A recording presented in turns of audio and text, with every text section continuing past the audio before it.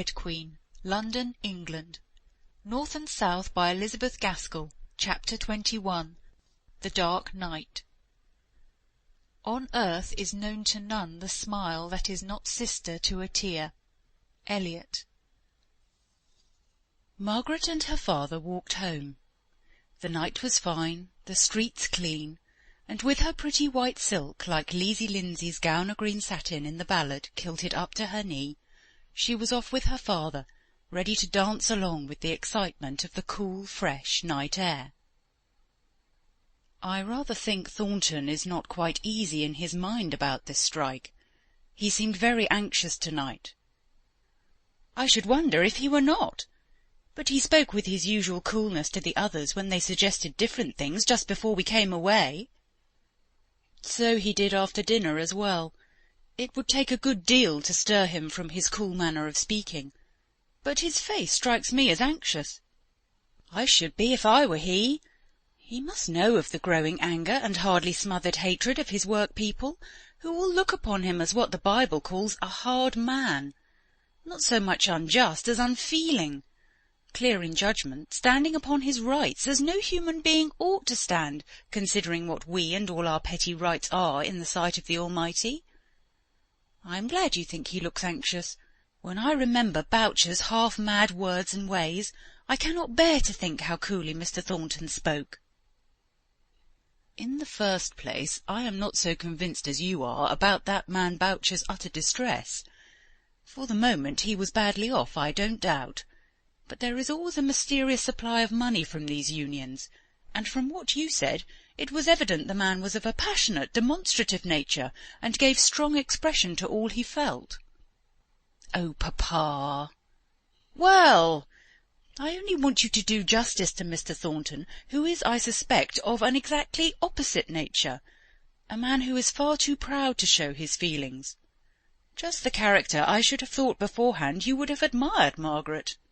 So I do. So I should. But I don't feel quite so sure as you do of the existence of those feelings.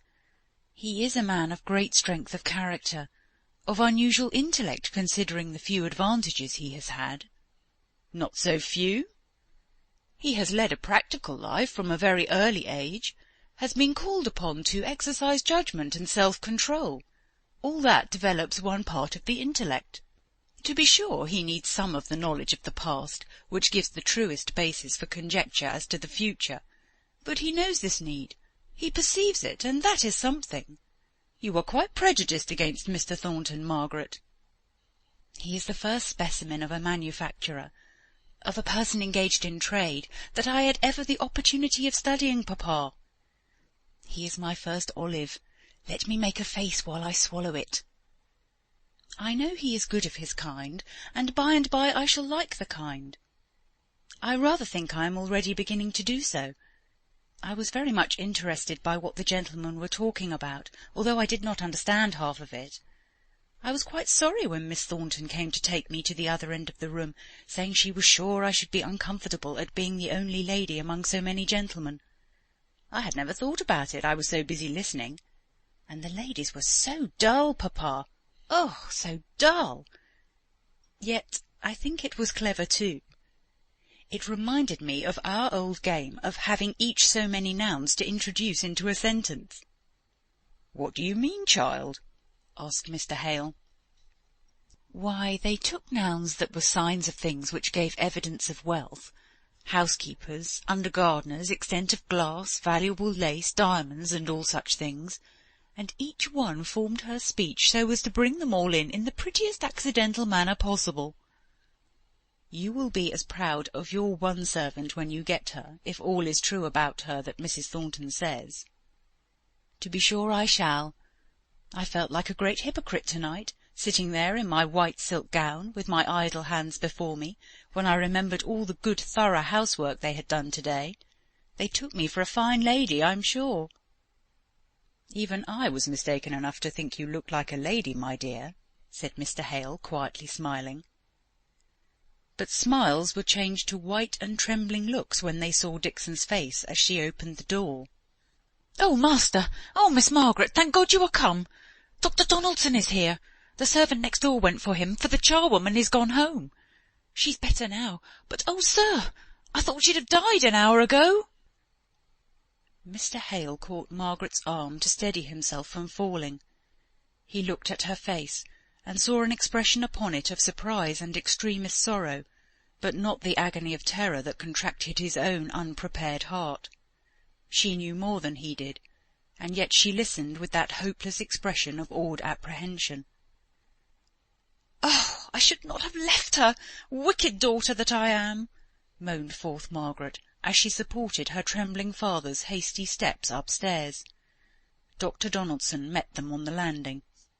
"She is better now," he whispered. "The opiate has taken effect. The spasms were very bad. No wonder they frightened your maid, but she'll rally this time." "This time? Let me go to her." Half an hour ago Mr. Hale was a middle-aged man. Now his sight was dim, his senses wavering, his walk tottering as if he were 70 years of age. Dr. Donaldson took his arm and led him into the bedroom. Margaret followed close. There lay her mother with an unmistakable look on her face. She might be better now, she was sleeping.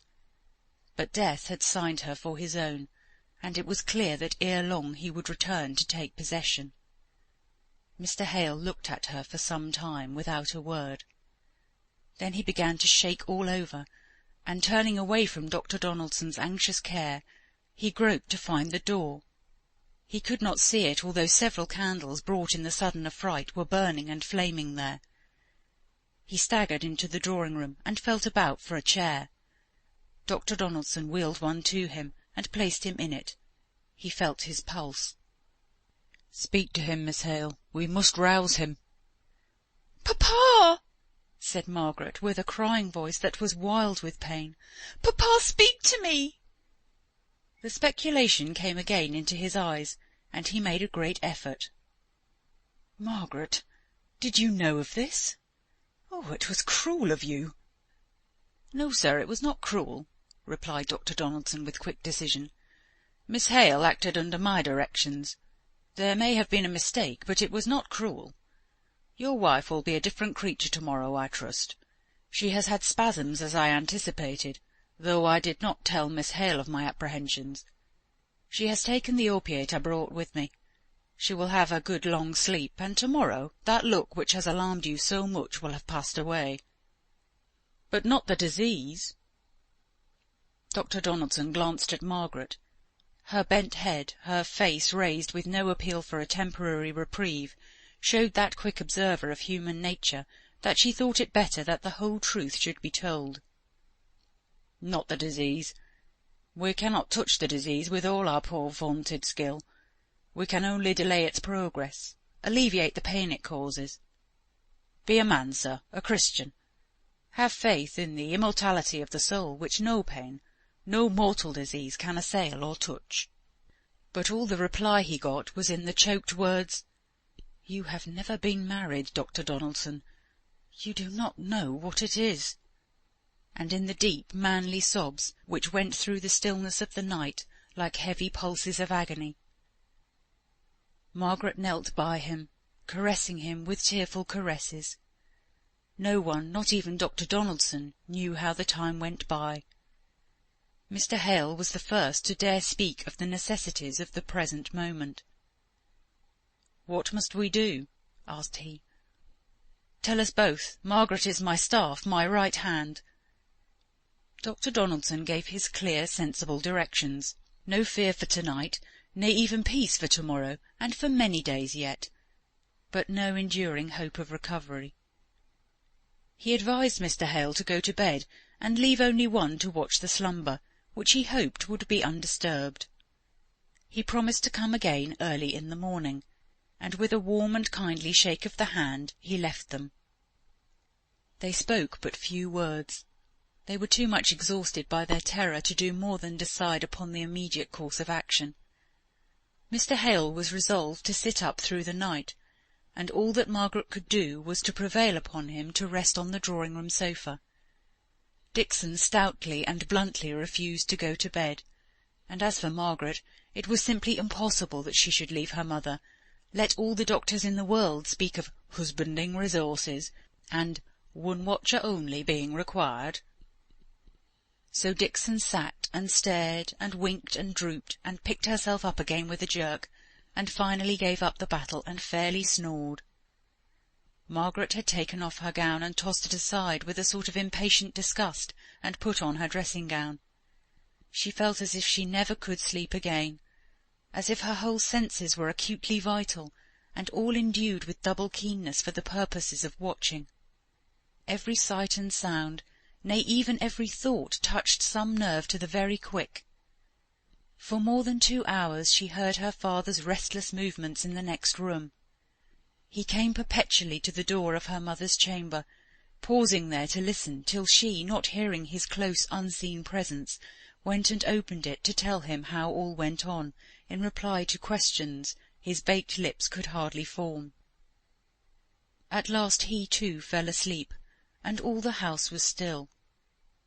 Margaret sat behind the curtain thinking. Far away in time, far away in space seemed all the interests of past days. Not more than 36 hours ago she cared for Bessie Higgins and her father, and her heart was wrung for Boucher.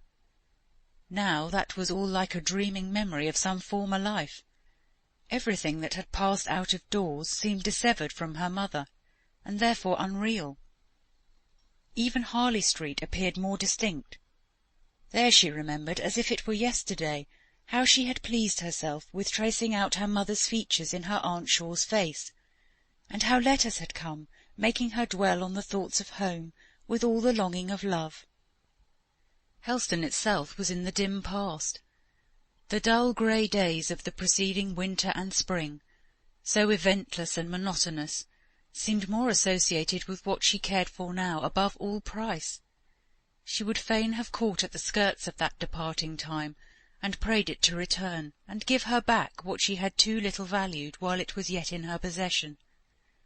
What a vain show life seemed! How unsubstantial and flickering and flitting!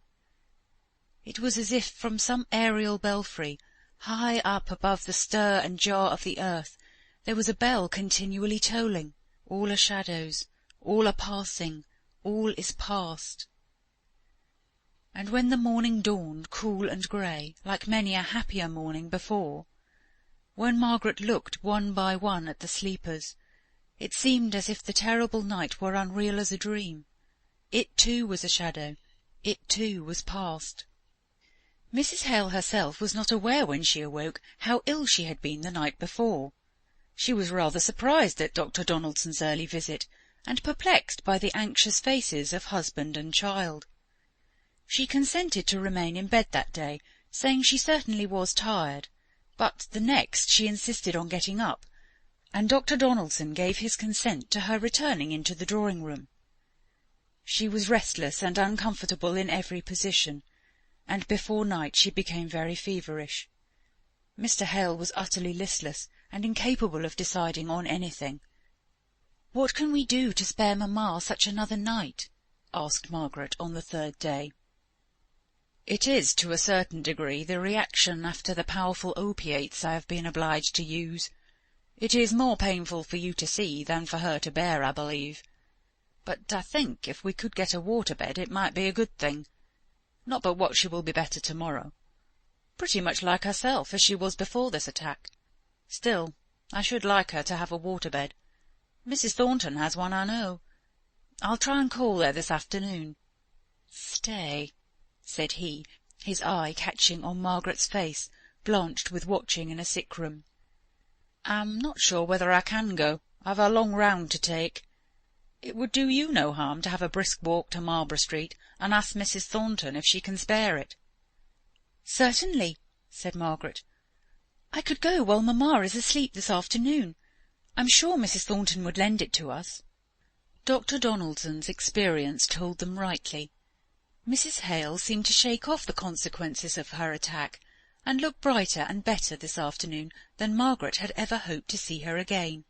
Her daughter left her after dinner, sitting in her easy-chair, with her hand lying in her husband's, who looked more worn and suffering than she by far. Still, he could smile now, rather slowly, rather faintly, it is true, but a day or two before Margaret never thought to see him smile again. It was about 2 miles from their house in Crampton Crescent to Marlborough Street. It was too hot to walk very quickly. An August sun beat straight down into the street at 3 o'clock in the afternoon. Margaret went along without noticing anything very different from usual in the first mile and a half of her journey.